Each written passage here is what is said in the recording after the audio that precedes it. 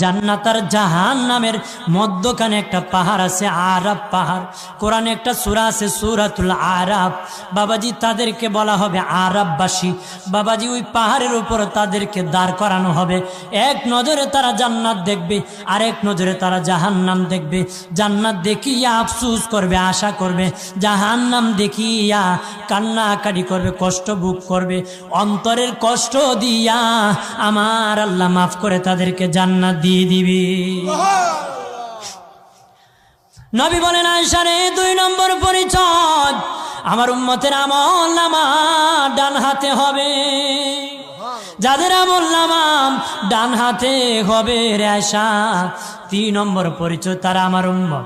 3 নম্বর পরিচয়, আমার উম্মতের মধ্যে অনেক শিশু বাচ্চারা ইন্তিকাল হয়েছে, ছোট্ট ছোট্ট বাচ্চারা ইন্তিকাল হয়েছে, তারা মরে গিয়েছে।